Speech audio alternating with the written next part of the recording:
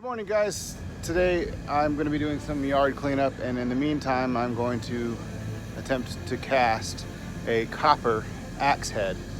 I haven't made the copper axe head yet, like the model for it yet, but I'm going to use Petrobond and shove my stuff in a frame. And there I've got a bunch of pennies. Look it up here. These are all pennies from the early 80s. Earlier, and that means that there's a higher copper content in these pennies.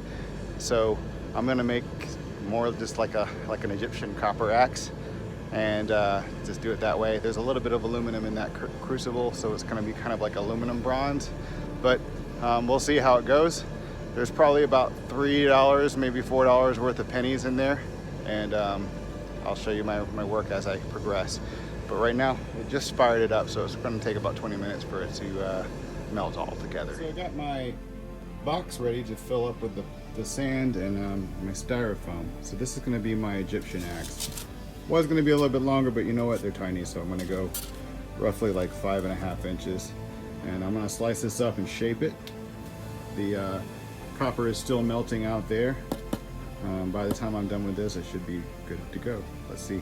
1, 2, 3. There we go. Axe head carved out. Pretty simple shape.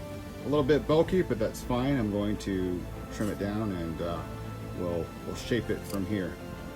All right, now on to putting it in the box.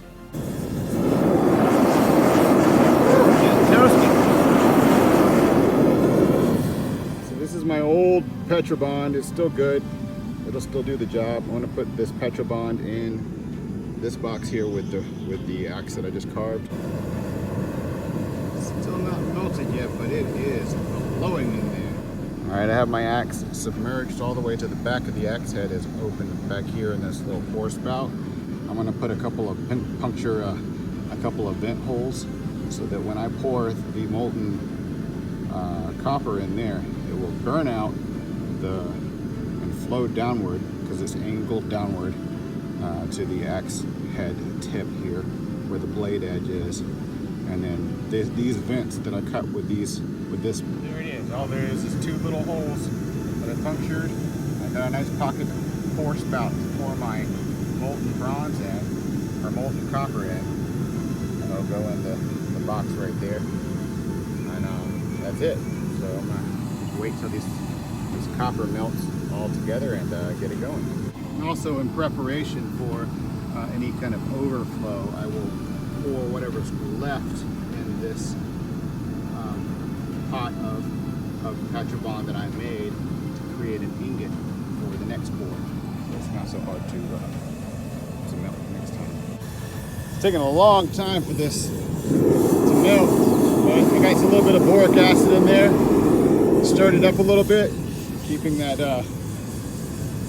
lid on. I might increase the poundage and see if I can put some more fuel onto it. But it's been a while. Well, I didn't pack the mold very well, and it looked like it bulged up. So this might be a miscast, or I might have a very fat, swollen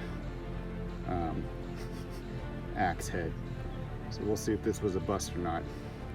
Well, for a prop's sake, I actually might be able to use this.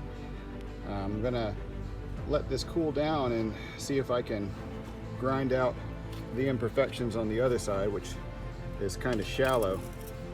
But if I were to be able to put this in there, even if it is as a wedge like that, or a shorter wedge, I'll still be able to utilize the aluminum bronze that I just made. We'll see. And I did have a successful ingot pour, so that worked out well. I have a nice solid thing that I might be able to use to cut up into pommels, like sword pommels. Do copper, big fat copper. Of course, there's nowhere I know that I can buy big giant round things of copper like that, so that's nice to have that kind of shape around the shop in solid copper. So this is not a total waste. This would have been exactly the profile I would have loved to have had, but the mold began to swell as the roof was not stable enough to keep the pressure down with the molten metal flowing in. So what I'll do, since it's relatively thick all the way up to about right there, I'm going to cut it off here and just do smaller axe head. And what I'll do, I'll show you, I'll draw it out. If it's only like here, that's what I'll do, yeah. So it's still about 1/4 of an inch thick right there. So from here on, it'll be 1/4 of an inch of bronze. That's decent. So I'll put it on the end of an axe head like that. So I'm going to cut it off here, and then while it's cut off here, I'll cut off all this, any of the overflow, and then we'll start grinding and getting the shape of this nice wedge, classic Egyptian shape, because it's very precious.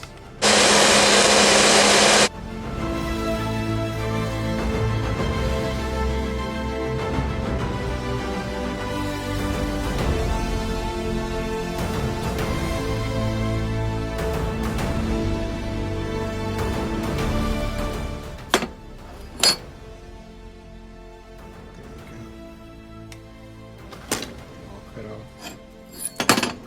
I need to shape it. It's still hot.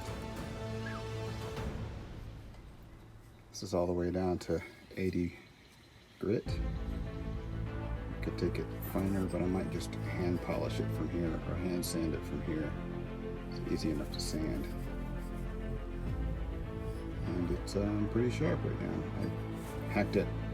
I found the perfect handle for this axe head. This is an old ladle that I got from one of my set liquidations. It's an antique ladle, so the wood's antique. But that is the perfect shape right there for an Egyptian style axe that kind of bend backwards like that. And they have a flanged area, so it would be held like this. So I'm going to cut the ladle off and whittle out an area to bind the axe head to make myself an Egyptian axe out of this handle here. It's been a fun project today. I still have to bind the axe head on it. More than likely, I'm just going to put a pin through it and bind it with some leather. And that's my Egyptian axe. Pretty cool. And it's pretty sharp.